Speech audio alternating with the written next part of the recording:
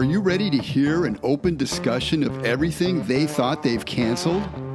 Then welcome to Old School with Patrick Rooney, where we discuss natural health, success, and freedom!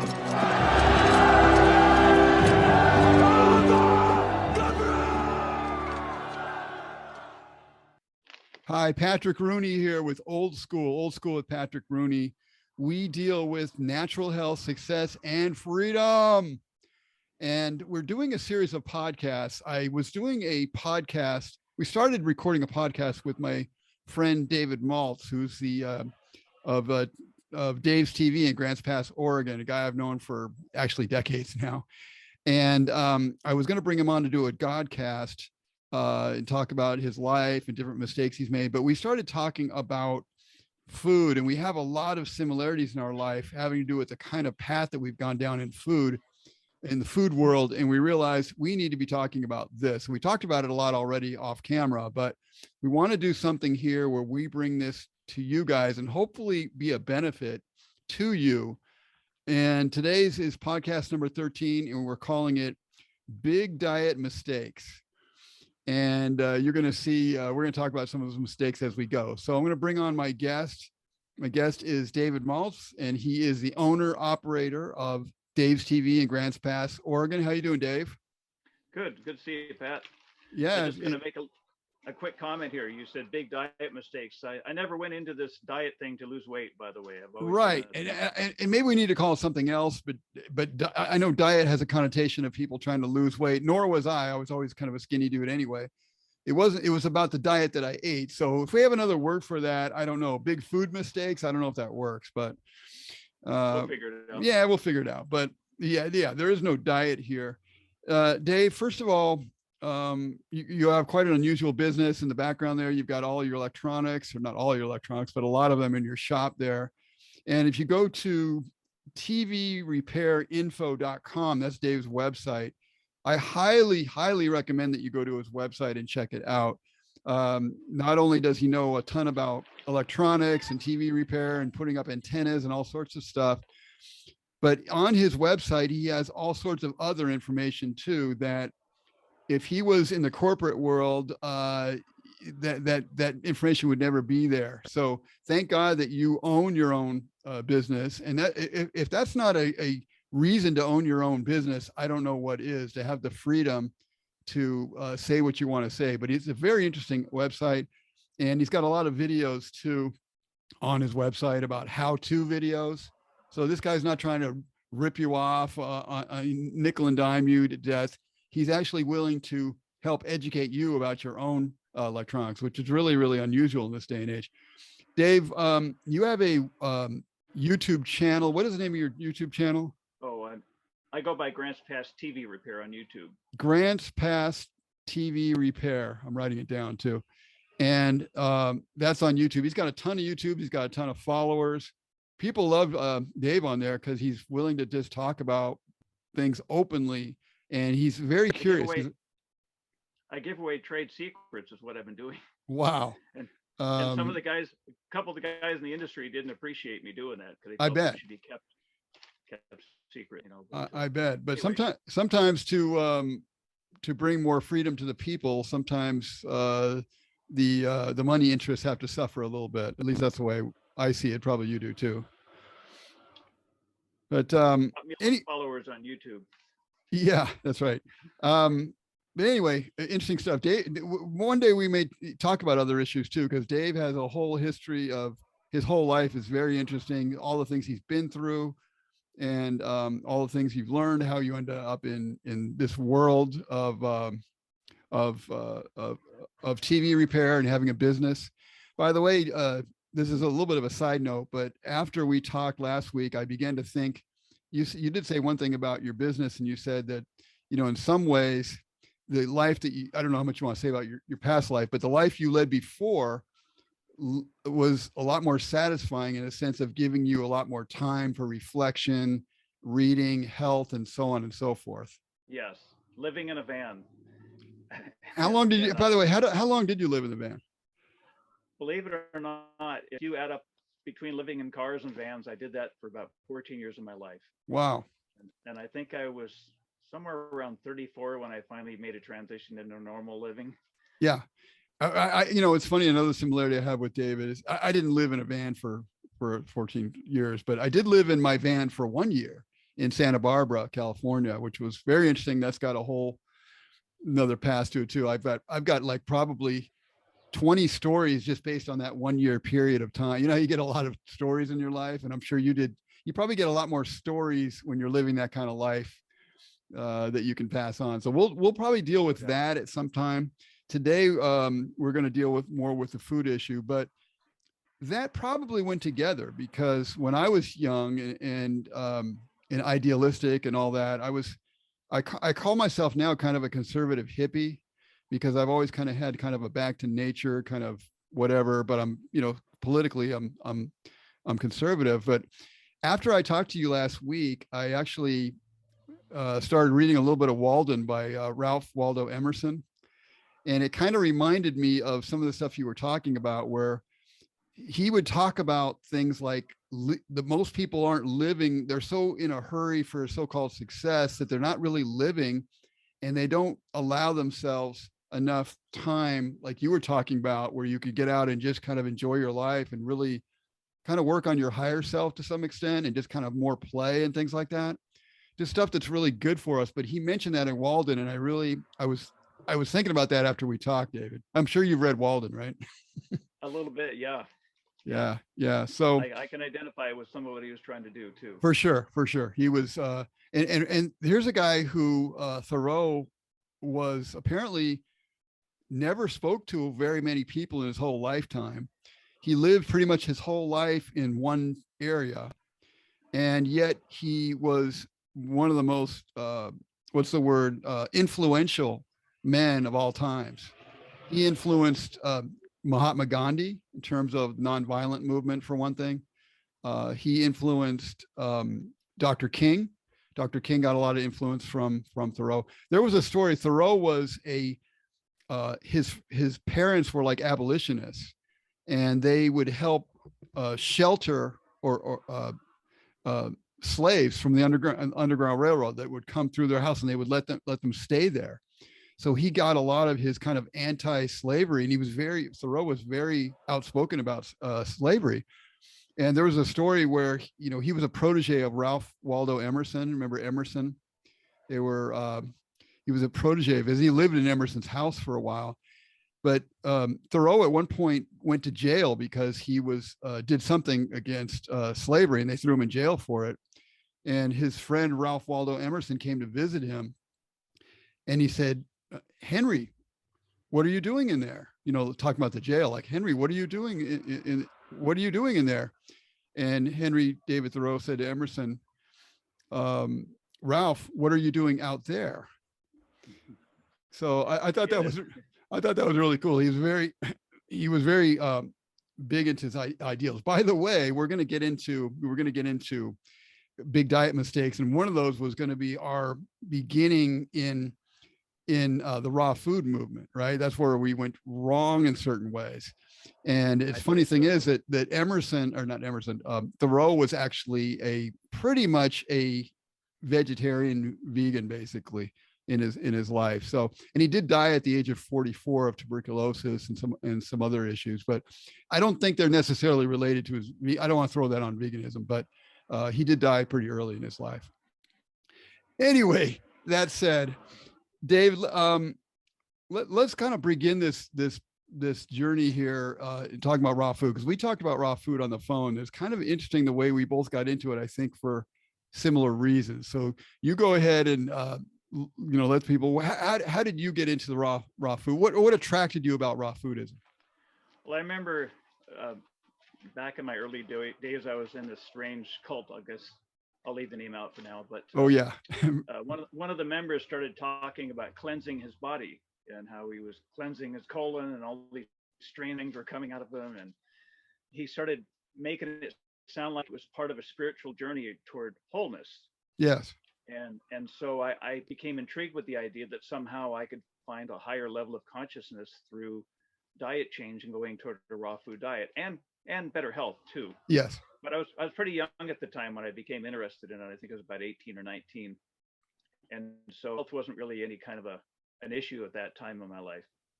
So I guess you could say I jumped in head first, and I got on this notion that I was supposed to somehow force my body to live on raw fruits and vegetables. And I seem to categorize force being the key word, right? Yeah, and it was like I forced. I had this gradient of food.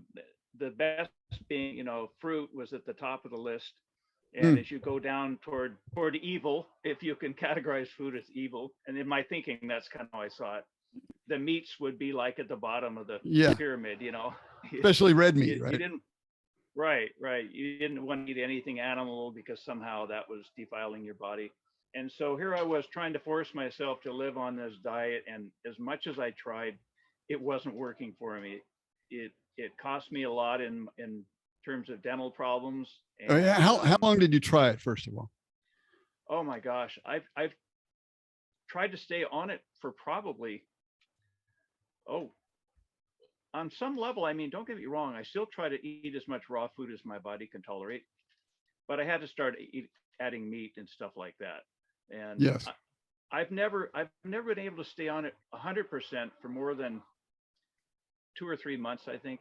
And then I'd find myself deviating and eating something else because I felt like I was ready to kick the bucket. Yeah. But there's a school of thought that all these so-called experts that will advise you as to what you should do when you don't feel well. Well, they'll say, well, you're just cleansing. Right. You need to do it longer. Longer cleanse, so right.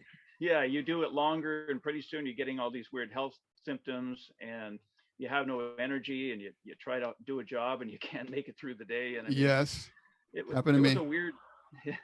You too? Oh yeah. I was telling you before we went on about back. I was doing this in Oregon when I went up to Oregon many years ago, and I was on mostly raw foods. And I just remember that when I first went up there, I was doing, just doing handiwork. I was raking leaves for people. I was chopping wood, whatever it took to like make some money while I learned the real estate appraisal, which I was doing. But I just remember one day I was chopping some madrone wood, which is very hard, good wood up in Oregon. And I was, the first half of the day, I was just eating, sunflower seeds and, raisins or whatever it was. And I just had no energy whatsoever. And so at lunchtime, I was really hungry, and I said, this is ridiculous. I got to finish this job and finish it well. So I went to Jack in the Box and I ordered 4 of their hamburgers, and I just wolfed them down at lunchtime. And then I felt like I felt great again. And then I went out and just knocked the job out. Did you feel like you had to go detox after 4 evil hamburgers? No. Because I remember that was my thinking back then. I was like, oh my God, I ate something bad. Now I've got to go detox and get it out of my system, Yeah. Oh, the funny Go ahead. part, I was going to say, part of my living in the van, I think that was sort of connected to the diet, because it's like I had so little energy that it seemed like living in the van and doing kind of like odd jobs here and there was a way that I could kind of survive, kind of. Yes. That's a good point. That work, hard work is, and soldiers talk about this too, has been related to meat for a long time, and if you don't have the heart. One other thing, and I'd probably throw it in here because I don't know where I'll throw it in otherwise, but you reminded me of one other, and be quicker here. There was another stage where I was doing a lot of juicing. The Juiceman was really popular at a certain point. I was doing a whole lot of juicing, and I was doing very little of anything else for a while. And I got really weak. I just looked bad. And I remember I was living with my parents. I had gone back to live with my parents because I had some different health issues and things, probably somewhat related to what I was eating. And I remember sitting in the family room looking out back at the backyard and just having no energy at all. And all of a sudden I just kind of had a desire to eat some animal product. I had a desire to eat some tuna. So I had some tuna out of a can. So I started eating the tuna out of the can little by little.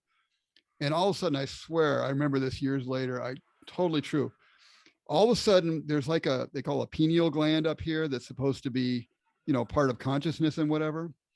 When I was eating the vegan stuff, there was nothing, I didn't feel anything. But as soon as I started eating the tuna, which has, I guess, omegas and different things in it, omega-3, I started literally, this gland was like pulsating in the middle of my forehead.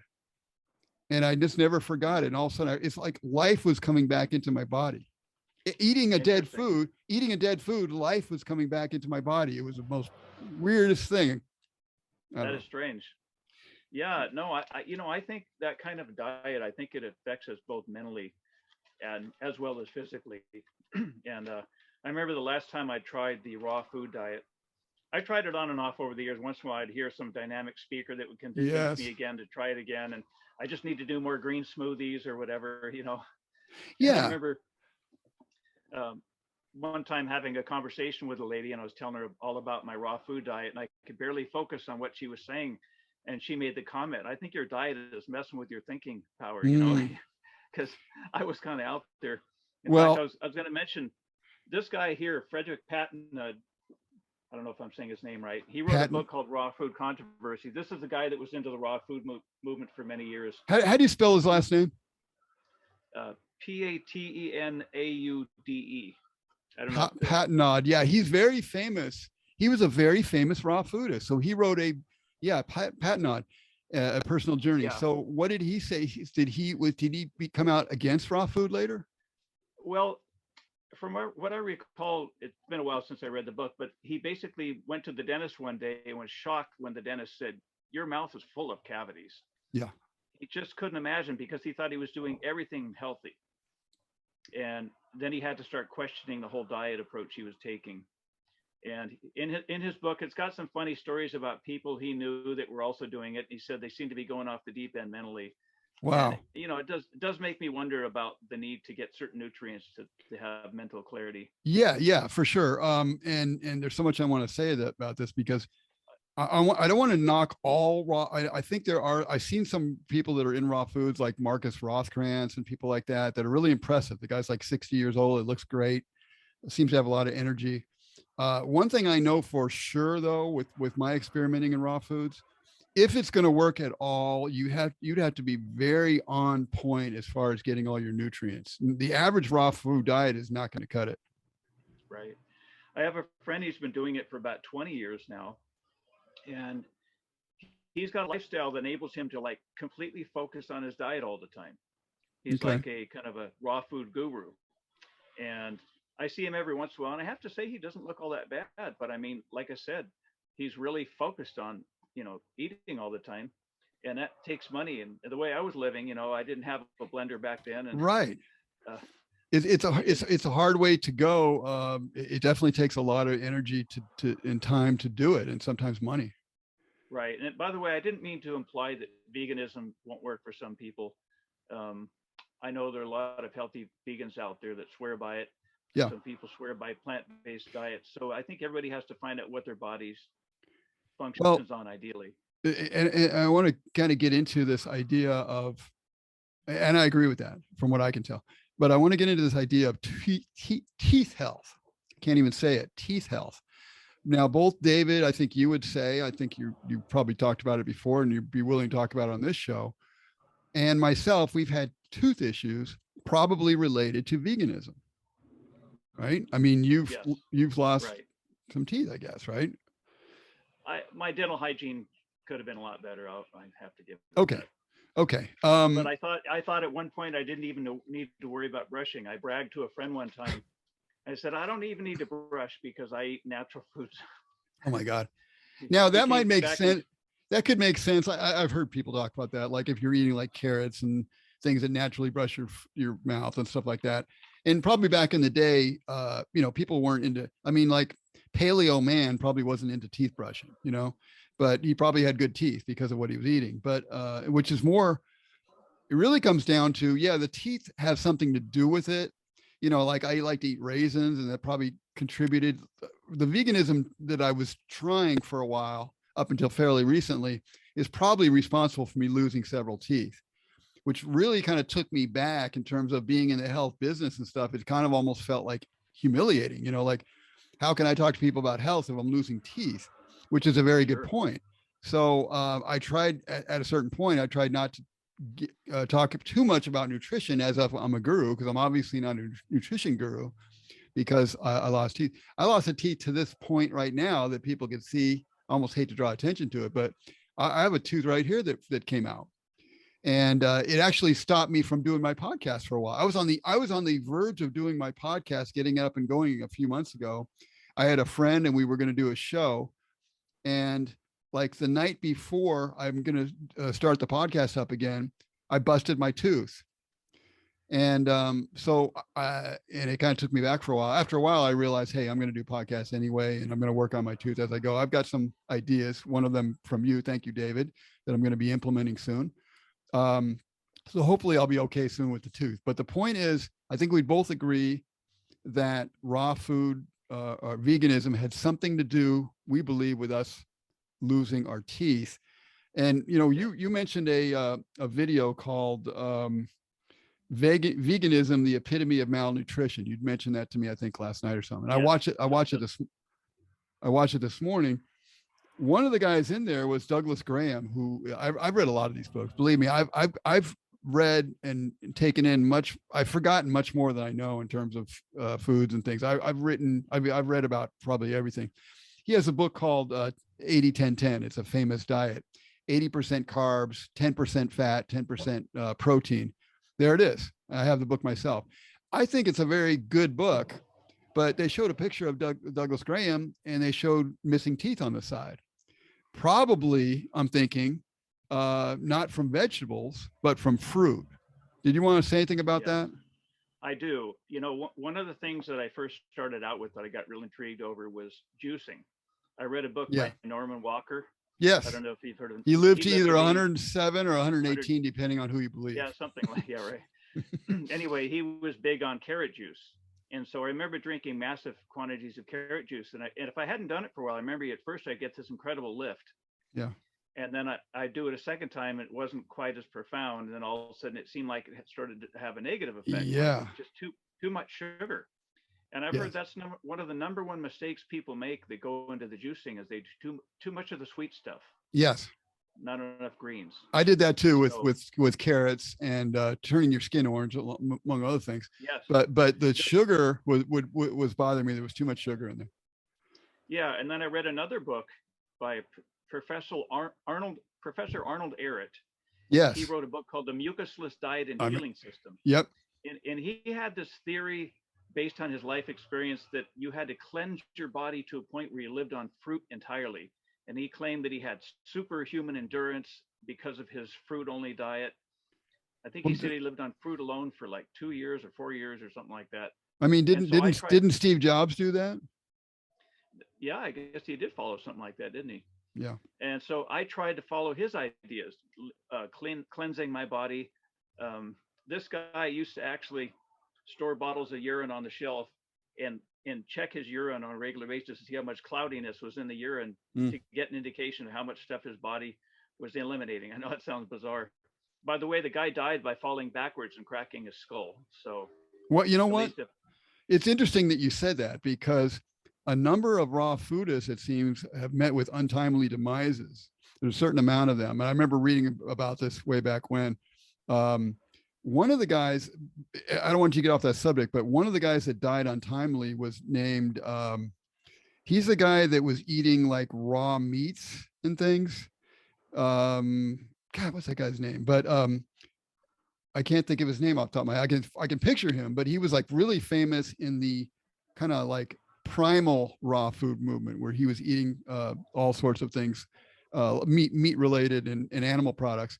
He actually moved to another country, and he was on a terrace or a balcony in a foreign country. I forgot which one it was. And the balcony collapsed and he fell. And, soon after that, he died. Oh, wow. I don't know what that is about, but there's a certain amount of these guys who have been killed in other ways besides the food. Interesting. Well, a couple things come to mind. One of them I was going to say is that my friend that's been doing it for about 20 years, he looks pretty decent. And I will say this about him. I went over to our growers one time. I saw him buying this absolutely enormous bag full of greens, and he was only going to be here 4 more days before going back to, I think it was Hawaii. And I said, "You're going to eat all those greens?" He goes, "Well, this is just some of what I'm going to eat before I go back to Hawaii." And I'm thinking, wow, this guy's really piling in the calories from greens. Now, I've tried something similar. My gut did some weird things. Of course, then again, there's that theory that I need to cleanse, maybe not. But don't get me wrong, I'm a believer in things like green smoothies and beans and all that. I am too. I'm for taking as much as your body will tolerate. But the other thing I was going to add, do you remember when we grew up, we were taught from a very young age that fat was really bad. Right. We had to avoid fat. Oh, sure. Foods had labels on them saying how many grams of fat, bragging about being low fat. For sure. And what happened is all the people that weren't eating the fat, all of a sudden were having to get their calories from starch. Right. And then people started getting fat. Well, so, the other part about that, just to break in for a sec, this is part of what I think made us lose our teeth. Is I don't think it's just fruit. I think it's the starch too, and that starch sits on your teeth, and it's basically acidic, right? And I think starch has a lot to do with it, because you got to get your calories from somewhere. Right. Well, with me, because I wasn't eating the proteins and trying to cleanse myself all the time, I would eat massive quantities of dates and raisins. Yes. I mean, it's almost embarrassing to talk about it now, but I remember sitting down. I think I've eaten as much as 2 pounds of dates in one sitting. You know what, yeah, I believe that. I had another flash of something I used to do. When I was living in my van, I was up in Santa Barbara, and I would take different jobs on. So one job I took on the job of a golf caddy at a women's PGA, LPGA championship type of tournament up there in Santa Barbara. And while I was there, I remember the morning of working it, one of the mornings, I worked 2 mornings there, 2 days. And all I was eating was bread. Maybe I had a little butter on it or something, margarine or something, and jam. And I was eating like I ate probably like 10 pieces of bread with this thing on it. That's all I had, like, for the morning. And then I'd go out and work or whatever. But it kind of like lent itself, because you have to fill up on something. It seemed like it lent itself to like bizarre, going off on bizarre tangents with what kind of food we're eating and how much of one type of food we eat when we're in that kind of way, Well, for a lot of people, it became more like a religion. I know it did for me, and I know a lot of people in the raw food movement are still kind of of that mindset. Yes. I'd look at other people and kind of judge them like, well, you're eating, bad stuff. I'm eating from God's table. Right. I'm better than you. We were talking about that too, in eating like it's for, like we talked about living forever. We have certain people to talk about, I'm going to live forever and things like that. But back at the time, I was kind of thinking, partially being into raw foods, like I'm going to live forever. I didn't necessarily say it to people out loud, but my mindset was, I'm going to live forever eating raw foods. I had a similar mindset. I'd hoped I'd live forever. Yeah. And it didn't quite work out that way. So the teeth thing is a big deal. And again, I don't think either of us are saying you can't be vegan and be healthy, because there's obviously people that are doing it. But it's not very easy. It's certainly not very easy. What about, yeah, go ahead.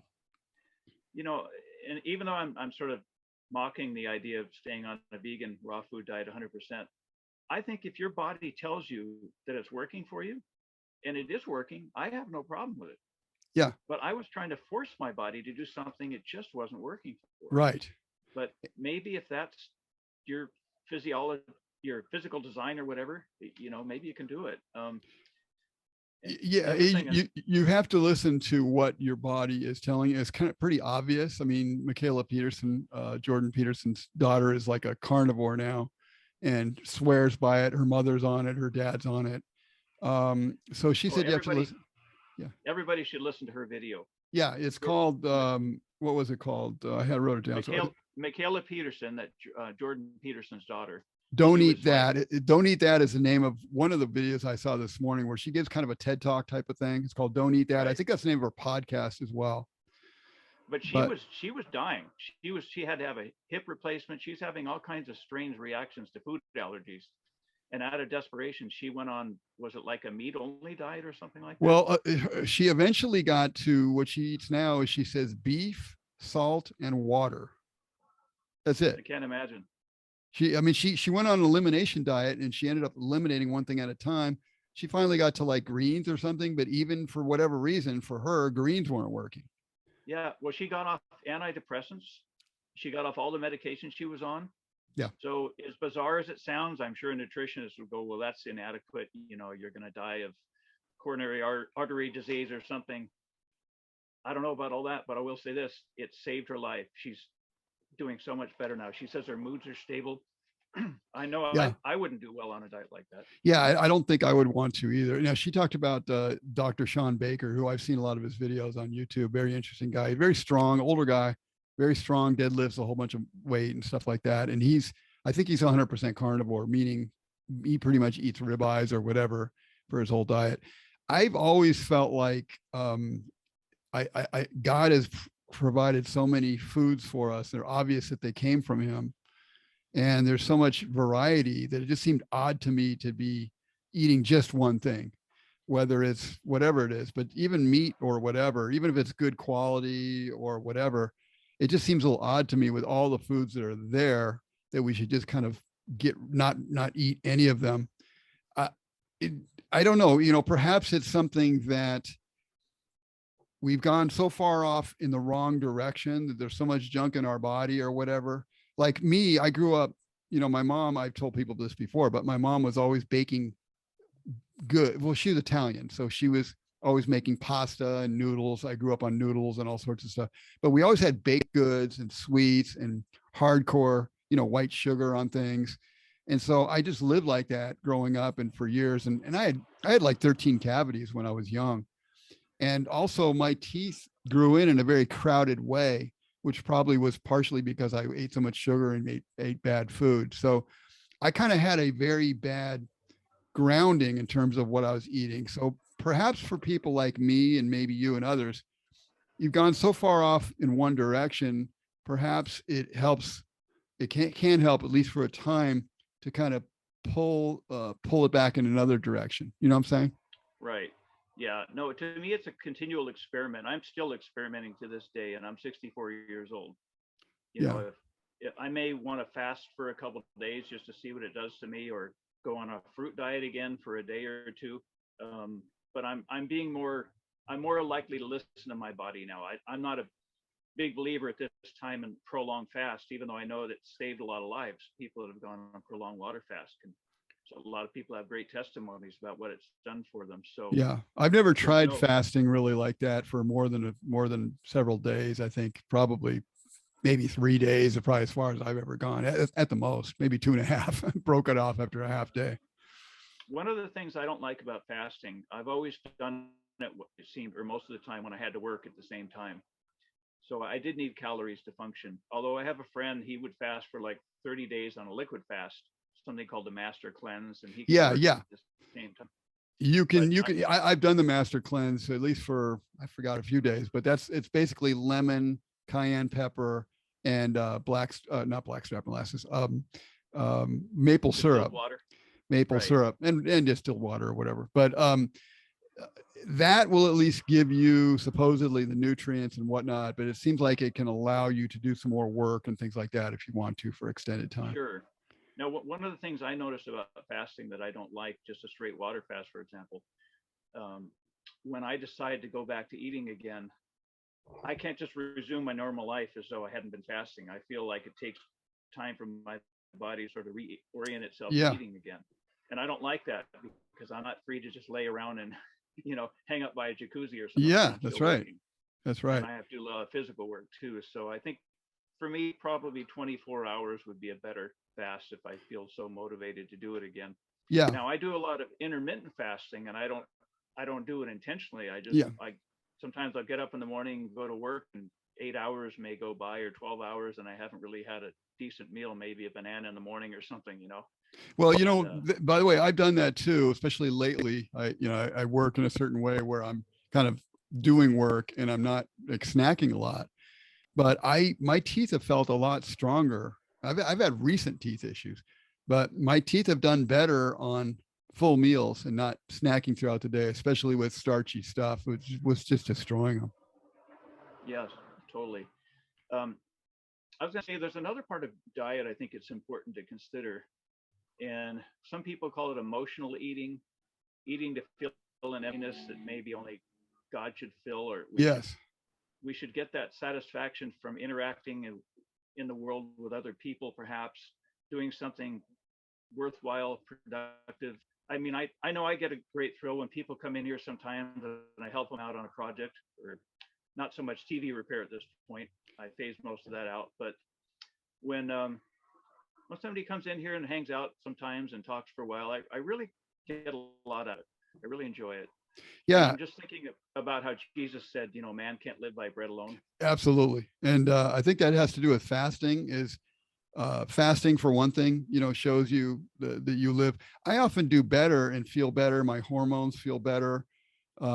Everything feels better sometimes when I'm not eating at all, when there's no food going in whatsoever. I'm actually mentally, spiritually, I'm on top of it more the less I eat. I mean, when I'm not eating.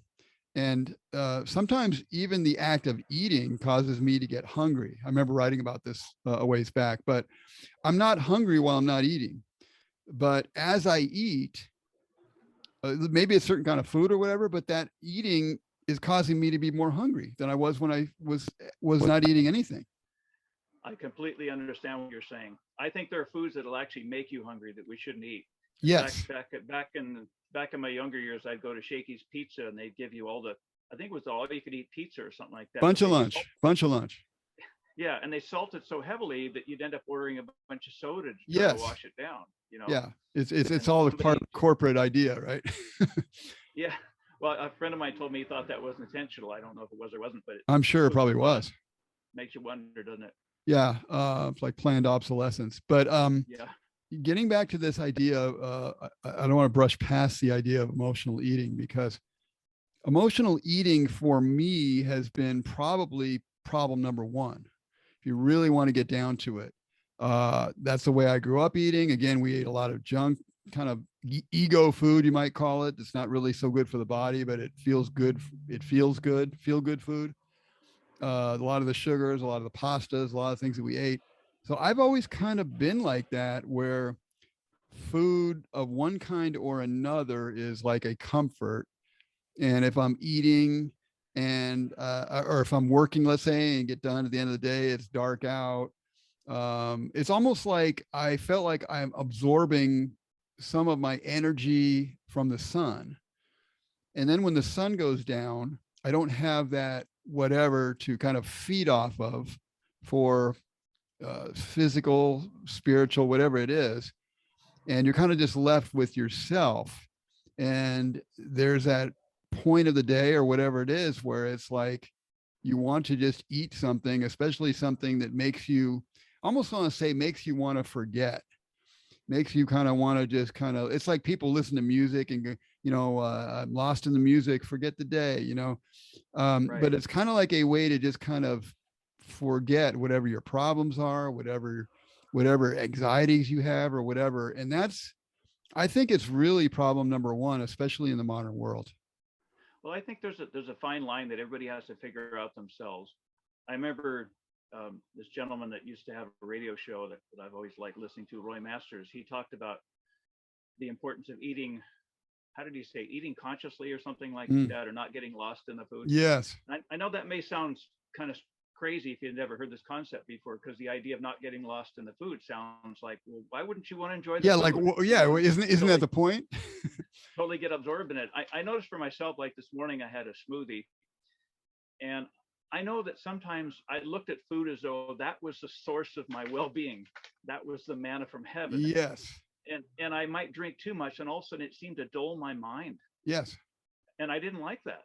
And I thought, you know, I want to nourish my body, not dull my mind. Yeah. Well, I mean, even Solomon, when Solomon would talk about in the book Ecclesiastes, he'd say, well, what's the point of life? You know, everything is vanity. But one of the things he kept coming back to saying like, well, I guess all we can do in life that we should look forward to is eating and drinking and getting pleasure out of our work. Actually, it might be one reason that Solomon ended up with 700 wives and 300 concubines or whatever it was, because that actually isn't enough if you think about it. I mean, eating and drinking and work, isn't that called like workaholism when you're too into work? I've been too into work. I've been into eating and drinking. So if you only give me the choice of eating and drinking and working, that ain't enough to make that's not enough for anybody, really. For sure. You know, it's interesting. You know, I opened this shop in 1995. I went from living in cars and vans to all of a sudden being a business owner. Mm, And I remember when I first opened the shop, I was going nuts with the stress of having to cover all the bills. And yeah. I wanted so much to be able to run away from here somehow, you know, I've never bought a lottery ticket, but I wanted something to happen to where all of a sudden this money would fall in my lap and I wouldn't have to work anymore. So finally, I remember I finally bought a house and I was going to rent out the top part of it and live in the garage downstairs. I was going to fix it up. And when I finally got to the point where I was ready to do it, I actually did rent out the top part. I thought, what am I going to do? Just hang out and just like Yeah. smell the roses? You know, I mean, Right. I realized there's something in the work that feeds my soul. Yes. And interacting with other people, I actually enjoy it now. Yeah. I mean, so working, again, you can go too far with that, but you can go too far with anything, but enjoying other people, being involved socially with people. These are all things I think that, you know, we need to kind of return to certain things that I think we're missing. I think it's one of the reasons why we're so kind of messed up. You know, socially, we have so-called social media, but social media keeps you from being social with friends, right? In a real way, sometimes. It can, yeah. Yeah. So I think we need to get back to a more normal kind of way of life, but that includes eating as part of it, and drinking. But we need to somehow relate to it because we don't really. That's again number one, the emotional eating, relating properly to food for what it is, and not trying to suck up more out of it than it really is. I think that's the problem with everything. If we don't have the correct relationship with our creator, let's say, then everything becomes a alcoholism, workaholism, somethingaholism.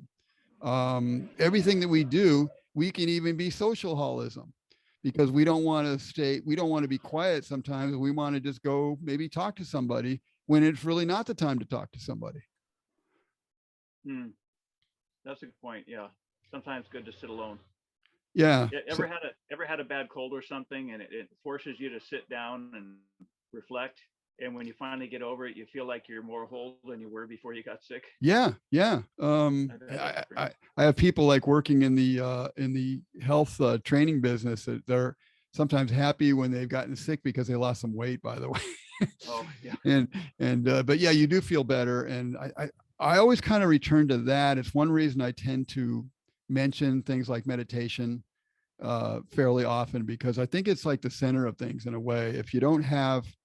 If you're not grounded in something that brings you closer to your creator, I think you can get lost in just about anything. And food, you can get on such a tangent with. You can, as you said earlier, you can get to where you think that food is somehow a religion, where somehow the food itself brings you to God, where food, yes, food in a way can bring you closer to God, but it's really, you want to get close to God, you don't eat any food at all. Then you really, in fasting, even Jesus talked about prayer and fasting. I've always thought about this. He talked to the disciples were trying to throw demons out of people. And they say, we couldn't do it. How come we can't do this? And he said, first of all, you got to believe. You really have to believe.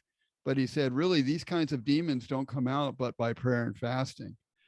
And I've often thought about that, even in my own prayer life, that I need to, I think, bring in a little bit more fasting into my life to bring my consciousness to a better level. Didn't the early Christians fast one day a week? Probably part of the day or something like that. You know, I mean, even Jesus, when Jesus talked about fasting, he didn't say if you fast, blah blah blah. He said when you fast, blah blah blah. Right? He always, and he said when you fast. So fasting has been taken out of, I think, modern Christianity in a way, and I'm sure there's things that have come back that are bringing that back in. You mentioned the other day to me the Daniel diet, I believe, or Daniel fasting. The Daniel fast or the Daniel diet or something like that. Daniel was a character in the Bible that he was in a situation where the king wanted he and his men to eat the king's food, and Daniel looked at it. He knew it wouldn't be good for him. He says, hey, is it okay if we just eat vegetables? And didn't they say he looked far healthier than the king and all his Yeah, men yeah, after 10 yeah. days or something like that. Yeah, So, and you were saying how that you've kind of started to. I was going to mention this anyway, but it's good time as ever yep. in this talk. You've started to incorporate more vegetables into your diet with a lot of success now.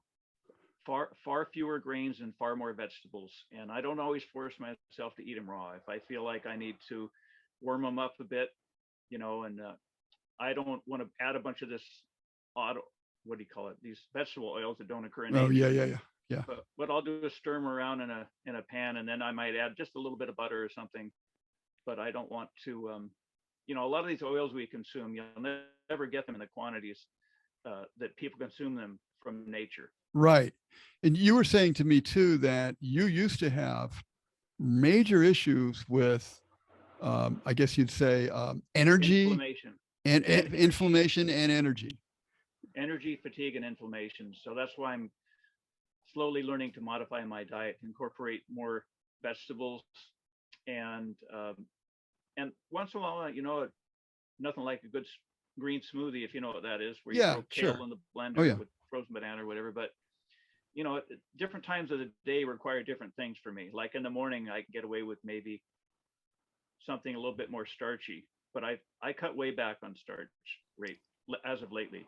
Would you say starch or sugar or both are what is behind the inflammation and lack of energy? Or because you've gone through this a lot, you've probably had a lot of experimentation. What have you found was really behind the inflammation and the lack of energy? I've sometimes felt as though I wasn't digesting my food very well. For one, I would eat something and want to fall asleep. I would sit in a meeting and fall asleep in front of everybody.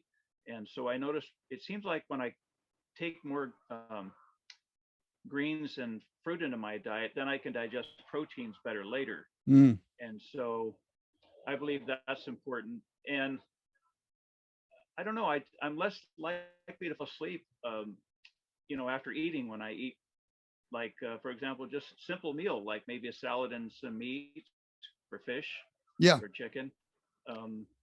I had some green, I had a can of tuna before the show, and I mixed in a little bit of, just a little olive oil into it and some little honey. I don't know if I really needed the honey, but I threw some in there and some apple cider vinegar and some pink salt and stuff like that. And I noticed it was good. And I realized, I think for me, and maybe for you too, that starches have been a real problem with energy, lack of energy, and things like that. So I really kind of, I think for me, I don't know about for you, but for me, I'm kind of like drawn these days a little bit more towards the paleo side of things. Like, the only thing I would say, like for me, one other issue that I've had that's been a major one, I've written about it too on my blog before.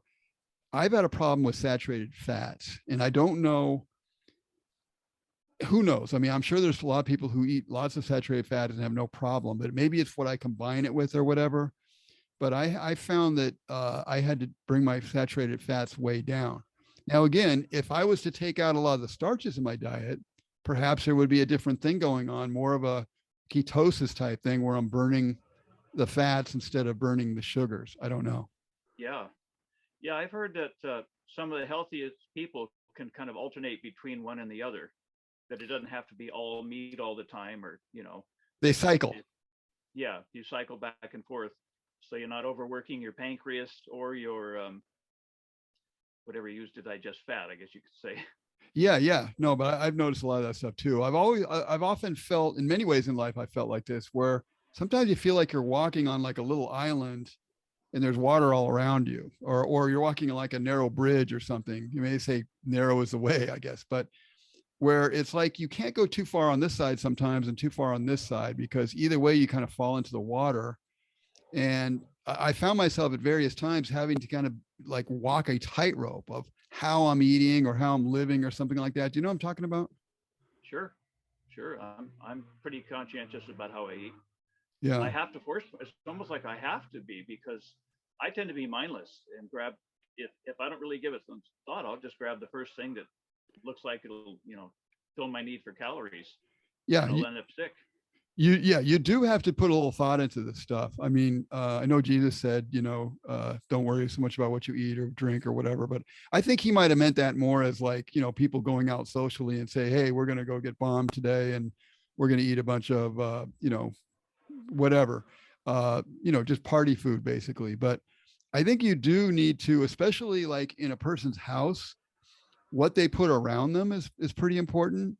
And our what we've done in the past is we tend to put a lot of junk around us, but I think what you have around you and thinking about what you're going to eat like for the day or the week or whatever is kind of important. I mean, like kind of like setting yourself up, because we're so busy anyway. You don't want to get yourself in a position where you're just on the run and grabbing, because that's where we really, I think, screw up, because that's when we're going to eat what we kind of feel like eating or what's available or whatever.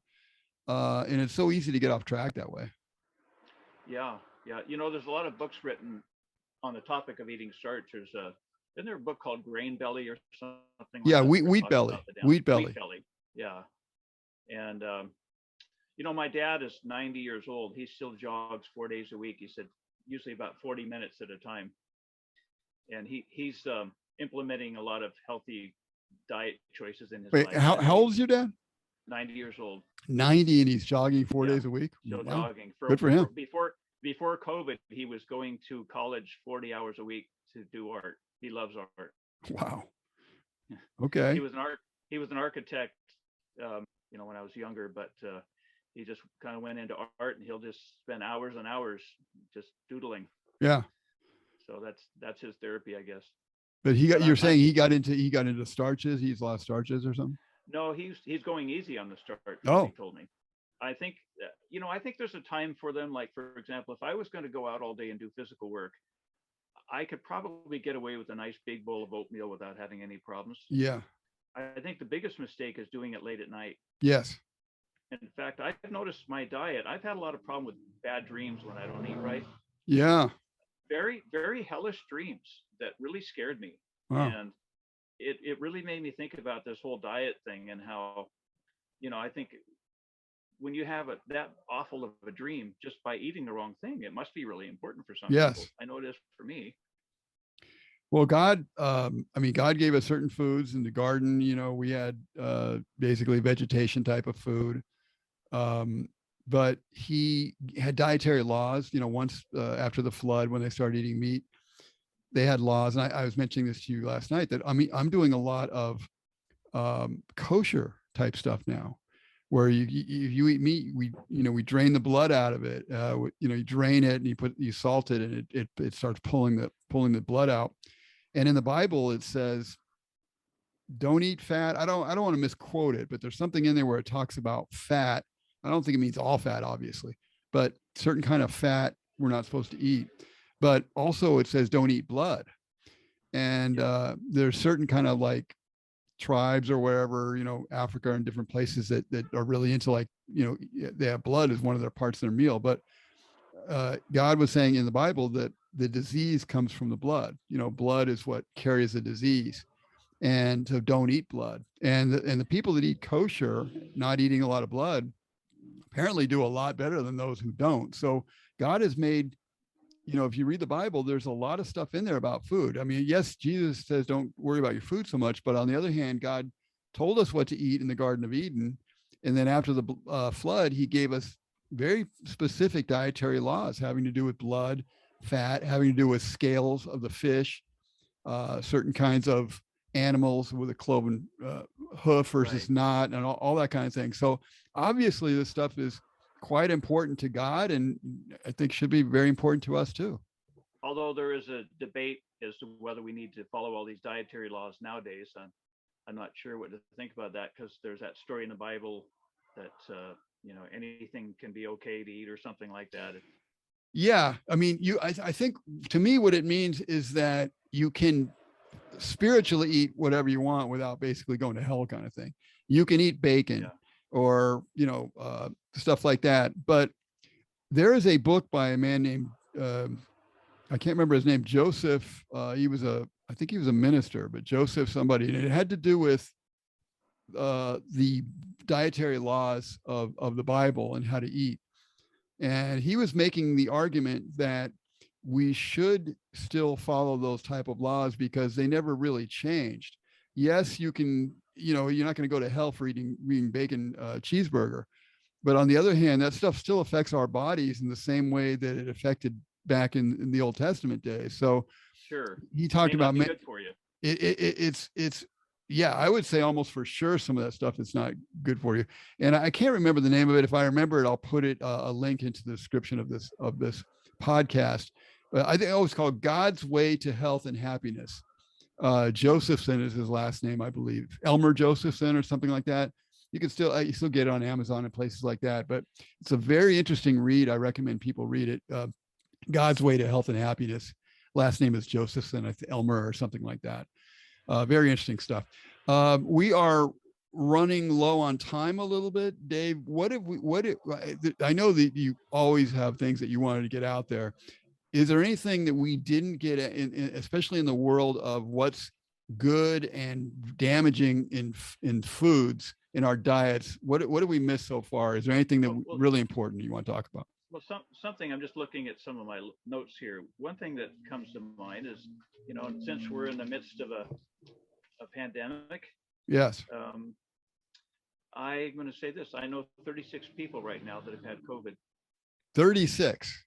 36. Wow. The only one who died, the only woman I know who died, the only person I know who died, she was overweight, diabetic, and she liked junk food. And in fact, I saw her in one of our local stores filling up her cart with junk food about a week or two before she passed away. And I made a comment to her that I didn't think her food choices were real wise. And what did she say to that? She just made some comment about, that's one of my weaknesses. What can I tell you, sort of thing. Yeah. Blow it off. And so just a vice, right? Yeah. I mean, we're old friends. I felt like I could be honest with her about what I thought. And so the whole thing with keeping your immune system strong. I mean, I think, why don't we hear more about that? Why, we hear about this vaccine all the time, but what about why aren't we all being sent packages of vitamins if our government's so concerned about our health? Send us some quercetin and vitamin D and all the things that are known to help us keep our immune system strong. Yeah, and I think you know the answer to that, right? Well, yeah. I can say it if you don't want to. Yeah, I don't want to. I know you can get thrown off YouTube now if you say the wrong thing. So yeah, it's amazing. Let's just say this. I didn't want to attack the vaccine. I didn't want to give the impression that the vaccine isn't the answer to working out and exercise. Of course, we know that the vaccine, if you take the vaccine, you don't need to work out anymore. You don't need to eat, right? Just do the vaccine and you're good. Yeah, so of course. There you go, YouTube. Right. All roads lead to that. And, as far as I'm concerned, I could have been thrown off YouTube. 2 years ago, I was putting out stuff about natural health. I was putting out stuff about sunlight, basic stuff. I mean, forget even worrying about, therapeutics and whatnot, but which are very important, but just the basics. God gave us an immune system. I've always believed that. And when COVID came out, I believe that stronger than ever, that God gave us an immune system. If our immunity is there, if we're doing the right things, I believe that immune system is strong enough as is to get us through whatever we need to get through. But the problem is people have compromised their own immune systems and made them almost worthless in some cases, and therefore they're paying the price. So true. By the way, I think the obesity in the United States is somewhere around 40% of the population now. In Japan, somewhere around there, and in Japan, I believe it's about 4%. Wow. Just look at one thing. Just not to get on a tangent on this, but just look at one thing. Every once in a while, I still go to a fast food place. Not often. I look in there and I see these giant supersized drinks in there. Now, supersized drinks were never, we're of a different generation. We're in our 60s now, but in our generation, yes, we saw some lousy soft drinks with all sorts of, junk in there, partly messed up my teeth growing up. But one thing we didn't do, we weren't into having a supersized gigantic drink with our food. On so many levels, the amount of liquid is ridiculous. Number one, the amount of sugar in there is off the charts. Have you ever watched these guys that boil Coca-Cola and they show how much syrup is left over when they boil it? No. Look it up on YouTube. It'll shock you. Yeah, I bet. You know, the other sugar in excess will depress your immune system. That's right. Sugar will kill you. And I meant to say, every time I get a cold, I can almost attribute it back to something I ate in excess that wasn't ideal for me. Starches have often triggered colds with me for some reason. Sugar. I used to eat tons of sugar-laden yogurt. Yeah, I've noticed that too. But for me also, rest. When I've had good rest, I almost always, my immune system kicks out whatever. I was going to mention a couple other things about the big drinks. The coldness of the drink. You probably are aware of this. You don't want to drink like cold liquids while you're trying to digest your food. First of all, you don't want much liquid in your body anyway, because you have certain acids that are breaking down your food, right? And so if you have too much to drink and you have cold, there's something about the cold that depresses the system in a weird way, that you don't want like cold liquid going through your body while you're trying to digest food. So everything about these big drinks is horrible. That's a little bit a tangent for me or whatever, a soapbox issue. But in general, you're right, David. And I think it's a good close for us here is talking about COVID, because if we could just encourage people to eat, drink, live, think, pray, get sunshine, do the basics, get social, get out there and be social with people, work. God said we should work by the sweat of our brow. And people are always looking, including me. I spent, a lot of my life probably looking for ways not to work. That's just the way I grew up. I was very lazy. And we were like that in my family until some of us changed and some of us didn't. I was kind of late to the game in the work way, but just work, play, social, sunshine, fresh air, good diet. I mean, that's what I'm encouraging on Old School. I've been encouraging that since this pandemic started. Nothing has changed my mind. In fact, if anything, I'm more committed this moment than I've probably ever been in health, because I've kind of gotten tired of some of the starches and stuff that I should have kicked a long time ago that have kind of held me down. So I got a wake-up call with my tooth here. I got a wake-up call with my energy levels. I've had times like you where they've been really low. And I'm committed more than ever to getting healthy and helping other people become healthy in many ways, not just physically, but mentally and spiritually as well. Mental clarity. We didn't even talk about that. We didn't even talk about it, except for the fasting part, which definitely helps the mental clarity, and eating the right kind of foods and eating them with the knowledge that you're not trying to get into the foods like we talked about earlier. Right. As soon as you try to get into the food, you lost your mental clarity right there. It works that way for me. Yeah. Yeah. Eating in excess dulls me. For sure. Anyway, I think we covered it for now. There's a lot of other stuff we can talk about. Perhaps I'd like to, it'd be great to have you come on another time and talk about mistakes in general, what you would do differently, maybe if you had to do it over again. These would be good things for people to learn. I think it's good that we're able to kind of put some things out that we've made a lot of mistakes in our life, but we can probably help people not go down some of those paths and not spend. I mean, I've spent decades going some of the wrong paths in my life. I've written about this stuff. My life's kind of an open book right now. I've spent literally decades in certain ways going down the wrong path. So if we can save people a year, 2 years, a decade, 2 decades, 3 decades, then I think we're doing something. Yes. Good so if you want to get in touch with Dave, go to tvrepairinfo.com is his website. It's really interesting website. As I said at the beginning, you find all sorts of great stuff on there. You'll also find some of his videos, which you can also find on YouTube under Grants Pass TV Repair.